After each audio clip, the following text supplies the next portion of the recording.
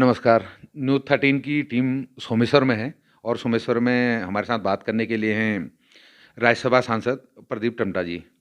तो टमटा जी से कुछ बातें करते हैं अभी चुनाव के माहौल के बारे में। बहुत-बहुत स्वागत है सर आपका न्यूज़ 13 उत्तराखंड में। मैं न्यूज़ आपके माध्यम से न्यूज़ 13 के सभी दर्शकों को, व्यूवर्स को पुराना साल जा रहा है और नया साल आ रहा है। नए साल की बहुत बहुत बधाई भी देता हूँ। नया साल हम सब के लिए, हमारे ज़िले के लिए, हमारे राज्य के लिए, हमारे देश के लिए, हमारी दुनिया के लिए आशा की किरण लेकर गए। जो कोरोना ने तबाही मचाई है पूरी दुनिया में, ये एक बार दूर हो और फिर लोग जो रोज़मर्रा की ज़िंदगी है वो पटरी पर आए। एक बार आपके दर्शकों सबको बहुत बहुत नए साल की बधाई और शुभकामनाएं। आपको भी बहुत-बहुत बधाई हमारी तरफ से भी। सांसद जी मैं आपके क्षेत्र में आज दिन भर घूम रहा था। जी। तो एक मेरा सबसे पहला आपसे सवाल है, क्या सांसद जी इस बार सोमेश्वर से विधानसभा का चुनाव लड़ रहे हैं? नहीं नहीं, पार्टी का ये काम है। मेरी ड्यूटी तो यही है। सोमेश्वर से मैं विधायक रहा हूँ। ये सोमेश्वर विधानसभा क्षेत्र लंबे समय से कांग्रेस से दूर है और उसकी वजह से यहाँ का विकास पूरी तरह अवरुद्ध हो चुका है। तहसील का निर्माण कांग्रेस ने किया था जब मैं यहाँ पर विधायक था। उसी से हमने डिग्री कॉलेज की स्थापनाएं की यहाँ पर इस पूरे विधानसभा में। दो बड़े स्टेडियम हमने निर्माण करवाए थे लेकिन वो आगे नहीं बढ़ पाए। तो लगभग जो विकास की अवधारणा हमने अपने शासनकाल में, कांग्रेस के शासनकाल में या मेरे विधायकी के कार्यकाल में हुए थे, उसके बाद आगे नहीं बढ़ा। तो हमारी कोशिश रहेगी कि इस बार फिर सोमेश्वर से कांग्रेस का विधायक बने और उन काम अधूरे के कामों को हम नहीं, मैं अंजाम तक इसीलिए पहुँचाएं। जानना चाह रहा हूँ क्योंकि मैं तो पूरे इधर कुमाऊँ के क्षेत्र आजकल घूम रहा हूँ। हाँ। इस पूरे सोमेश्वर में जैसे आपके जगह-जगह होर्डिंग वो सब लगे हैं, वो एक इंडिकेशन दे रहा है कि शायद सांसद जी इस बार यहाँ से चुनाव लड़ के जो भी आप बता रहे हैं अधूरे काम है, उनको पूरा करने की कुछ नहीं देखिए, वो तो इच्छा मन में हाँ, रख रहे हैं। वो मेरा ये विधानसभा क्षेत्र है। यहाँ के लोगों के आशीर्वाद से ही मैं लोकसभा में गया, राज्यसभा में गया, अपनी पहचान बनाई। तो वो यूजुअल है। नव वर्ष के जो हो भी हैं, नव वर्ष की शुभकामनाएं के संदेश हैं या दीपावली के संदेश है, उससे चुनाव से जुड़ना उचित नहीं है। ये पार्टी का काम है। जो जिसको चुनाव लड़ाएगी हम उसके लिए काम करेंगे। नहीं, मेरा ये तो अपना आकलन था, बस मैं तो आपसे पूछ रहा था। जी। अगला अभी अब चुनाव में आप तो खैर तैयारी कर ही रहे हैं, घूम रहे हैं, सारे लोग घूम रहे हैं। तो अभी बीच में एक था कि अब और दल बदलने वाले कांग्रेस में आ रहे हैं, कुछ 6-7 लोगों की लिस्ट सी जल्दी आने वाले हैं। देखिए, ये काम हमारा नहीं, ये तो प्रदेश नेतृत्व को तय करना है। और प्रदेश नेतृत्व और असली जो भी कोई भी पार्टी को एक बहुत संकट के समय छोड़ के चले गए थे, जब पार्टी को ज़रूरत थी लोकतंत्र के मूल्यों को एक तरह से हमला करके चले गए थे। उसके संदर्भ में अगर कोई निर्णय होता है, वो तो राष्ट्रीय नेतृत्व को तय करना है। और जो राष्ट्रीय नेतृत्व निर्णय लेता, हम उसके साथ हैं। इसमें मैं कुछ ज़्यादा नहीं कहूँगा। इस बार विधानसभा चुनाव में महिलाओं की यहाँ पे उत्तराखंड में कांग्रेस से कितनी भागीदारी रहने वाली है? देखिए, महिलाओं की भी भागीदारी रहेगी, सुनिश्चित रहेगी। और मेन फोकस हमारा है कि इस बार, क्योंकि इन 5 सालों में इस राज्य के विकास को भारतीय जनता ने अवरुद्ध कर दिया है। इतना विशाल बहुमत भारतीय जनता पार्टी को मिला था, लेकिन लोग निराश हैं, हताश हैं। राज्य में बेरोज़गारी पूरे देश के हिसाब से सबसे अधिकतम है। लाखों 8 कोरोना के काल में 7-8 लाख लोग जो पहाड़ लौटे थे इस आशा में कि अपने राज्य में कुछ रोज़गार के अवसर मिलेंगे, निराश होकर के 95% वो लोग वापस चले गए हैं। करप्शन चरम पे है। और नए मुख्यमंत्री को तो यही कहा जा रहा है कि ये माफियाओं को क्या खुलेआम संरक्षण कर रहे हैं। इस बीच लीज पट्टा के नाम पर इन 3-4 महीने इतने दे दिए गए जितने अब तक के मुख्यमंत्रियों के किसी कार्यकाल में संभव नहीं हुआ है। नकली करप्ट व्यक्ति भ्रष्टाचार के खिलाफ क्या कहते हैं कार्रवाई। इन 5 सालों में सरकारी पदों में जो पद भरे हुए, चाहे अध्यापक हों, डॉक्टर्स हों, हजारों पद यहाँ पर खाली पड़े हैं। लोक सेवा आयोग हो, अधीनस्थ चयन आयोग हो, उच्च शिक्षा आयोग हो, डॉक्टर का चयन आयोग हो, जो कांग्रेस से बने थे, उसमें कहीं भी नियुक्तियाँ नहीं हुई है। कोरोना में के समय में, कुंभ के समय में लाखों लोगों को क्या कहते हैं जो पॉजिटिव आए थे उसको नेगेटिव कर दिया। उसके कारण मृत्यु दर में ये राज्य सबसे आगे आगे चलेगी। देश में कोरोना का फैला हुआ है, तमाम मामले हैं। इसलिए कांग्रेस पार्टी तमाम उन लोगों को टिकट देगी जो जीत भी सकते हैं और जो क्या कहते हैं टिकाऊ भी हो कांग्रेस के प्रति जिनकी आस्था और महिलाओं की भागीदारी हमेशा सुनिश्चित की जाएगी। क्योंकि ये बीच में आप ही की महिला की प्रदेश अध्यक्ष हैं जो सरिता आर्या जी, उनकी तरफ से ये बयान आया था कि अपनी टिकट की असुरक्षा ही उसको कहेंगे यशपाल आर्या जी के आते ही, अगर मेरे को देते हैं तो नहीं देंगे तो मैं पार्टी छोड़ूंगी। यशपाल आर्या जी उस टाइम पे पार्टी छोड़ के गए, सरिता आर्या जी तो अपने लगी हुई थी, उसके बाद भी उनको असुरक्षा हो रही है, प्रदेश अध्यक्ष हैं वो यहाँ की। नहीं, नहीं, वो सरिता आर्य जी हमारी कांग्रेस की पूर्व विधायक भी रही हैं और हम महिला कांग्रेस के अध्यक्ष भी हैं। तो हर किसी को अलग-अलग भूमिकाएँ में होती है और कांग्रेस उनके हितों का भी ख्याल करेगी। सवाल है यशपाल आर्य जी के आने से कांग्रेस को क्या कहते हैं बड़ी ताकत भी मिली है। कांग्रेस के साथ तो वो जब लोकतंत्र की परख थी, जब लोकतंत्र को कुछ लोग पैसे और छल के दम पर के हमारी सरकार को गिरा रहे थे, उस समय तो यशपाल आर्य जी कांग्रेस के साथ थे। हाँ, ये ज़रूर होता है कि जब राष्ट्रीय स्तर पर एक कमिटमेंट होता है, यशपाल जी भी आए हैं, संजीव जी भी आए हैं। यशपाल पार्टी ने कह दिया, हरीश रावत जी ने भी कहा है कि सरिता जी आपके हितों की सुरक्षा हम करेंगे, तो इसलिए उनको कोई चिंता और घबराने की बात नहीं है।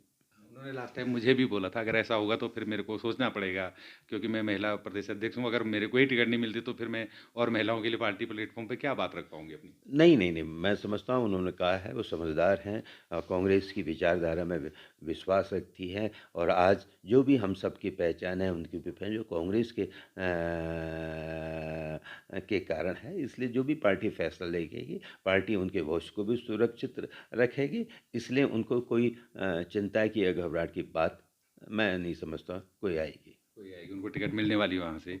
और सांसद जी, एक अहम सवाल है, इस टाइम पे कांग्रेस किन मेन मुद्दों पे चुनाव लड़ने वाली है? देखिए कांग्रेस के सामने कांग्रेस पॉजिटिव मुद्दों पर चुनाएगी। एक बहुत बड़ा प्रश्न है कि इस राज्य का जो मूल प्रश्न है कि इस राज्य में लोगों को रोजगार के अवसर मिलने चाहिए और रोजगार के अवसर तीन क्षेत्रों में मिल सकते हैं, सरकारी क्षेत्र में, निजी क्षेत्र में और स्वरोजगार के क्षेत्र में।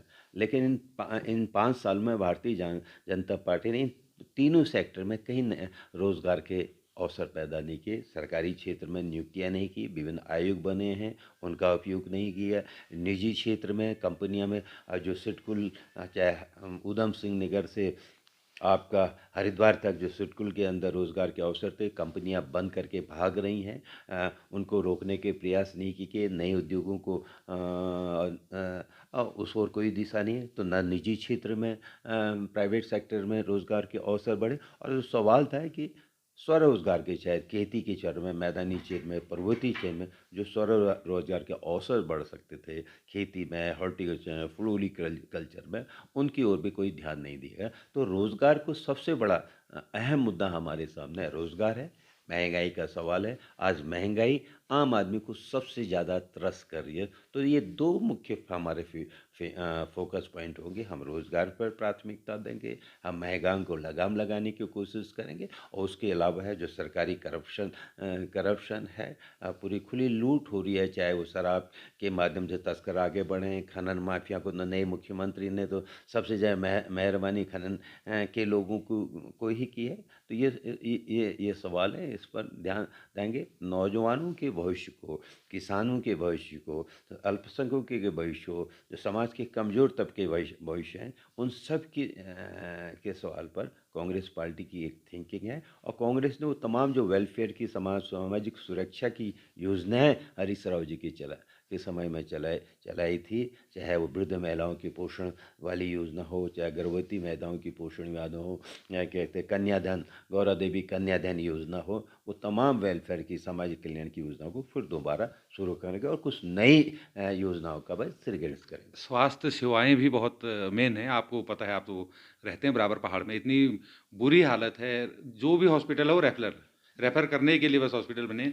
पहाड़ से तो कुछ हो ही नहीं सकता, आप सीधे हल्द्वानी जा सकते हैं। देखिए आप सोमेश्वर में हैं, सोमेश्वर में ही हमारी पार्टी ने, मुख्यमंत्री ने यहाँ पर 200 बेडों के महिला बेस अस्पताल के का शिलान्यास रखा था। उन्होंने कहा था उत्तराखंड में महिलाओं की स्वास्थ्य की अलग तरह की स्थितियाँ हैं, इसलिए 2 एक कुमाऊं क्षेत्र में, गढ़वाल क्षेत्र में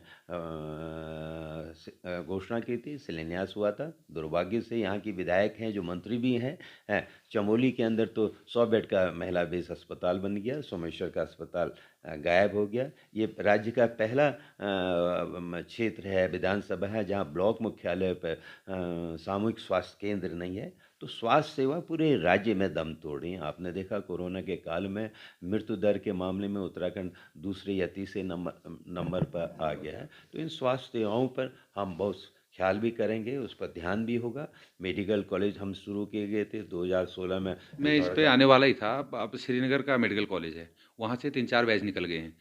अल्मोड़ा वाला है, दोनों की साथ साथ निर्माण उनका स्टार्ट हुआ था, वहाँ से बैच निकल गए। अल्मोड़ा वाला, आप तो सांसद हैं तो वहाँ रखते होंगे बात, वो ये क्यों नहीं बन पा रहा है? देखिए 2016 में जब हमारी कांग्रेस की गवर्नमेंट गई थी 2009 से लेकर 14 में 100 करोड़ रुपए का भारत सरकार ने उसके लिए अल्मोड़ा मेडिकल को लिए एक्स्ट्रा पैसा भी दिया था। लेकिन मोदी के आते ही वो 7 वर्ष हो चुके हैं। 2016 में प्रथम बैच वहाँ पर शुरू हो जाना चाहिए था, लेकिन मेडिकल कॉलेज की स्थिति ये होगी कि हमको लगता नहीं कि 22-23 में भी वहाँ बैच स्थापित हो पाएगा।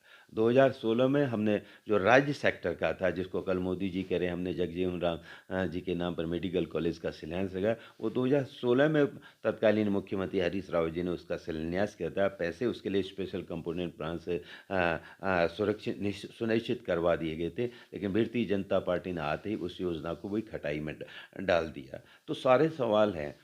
कल हमारी मांग थी कि जिस तरह पूरे देश के अंदर हर जगह, चाहे कहीं पर बड़े राज्य हैं वहाँ 2 मेडिकल एम्स की स्थापना की जा रही है। जम्मू कश्मीर के अंदर वहाँ की भौगोलिक परिस्थिति में एक जम्मू के लिए अलग मेडिकल एक एम्स बनाया गया, कश्मीर के लिए एक अलग घाटी में एक नया एम्स खुला। उसी तरह से कुमाऊं में भी एक स्वतंत्र एम्स बनता, लेकिन स्वतंत्र एम्स तो बना नहीं, एक सैटेलाइट शाखा भी बनाई। वो बहेड़ी के पास कीछा के बॉर्डर पर, यूपी के बॉर्डर में बना करके वो एम्स हमारे कुमाऊं के काम तो ये जो आपका एम्स बन रहा है, जरूरत वहाँ नहीं है, जरूरत तो पहाड़ों में, पहाड़ में क्यों नहीं ये चीजें हो रही? वही तो हम कह रहे हैं। जब जम्मू कश्मीर में और जम्मू में 2 विभिन्न क्षेत्रों में, पहाड़ी क्षेत्रों में एम्स बन सकते हैं, तो क्यों नहीं कुमाऊं की पहाड़ी में एक एम्स बन सकता था? जब एक एम्स ऋषिकेश में है, वो हमारे लिए हल्द्वानी से दिल्ली का एम्स और ऋषिकेश के एम्स समान दूरी पर है। इसीलिए मांग थी कि कुमाऊं में भी एक स्वतंत्र एम्स होना चाहिए और एक एम्स आपके पर्वतीय क्षेत्र, कुमाऊं की पर्वतीय क्षेत्र कहीं पर भी आप जो सुनिश्चित वहाँ आप बना लेते हैं। लेकिन सरकार तो उसको यूपी के बॉर्डर में चली गई। वो भी एम्स नहीं है, स्वतंत्र एम्स नहीं, वो ऋषिकेश की एक सैटेलाइट उपशाखा है।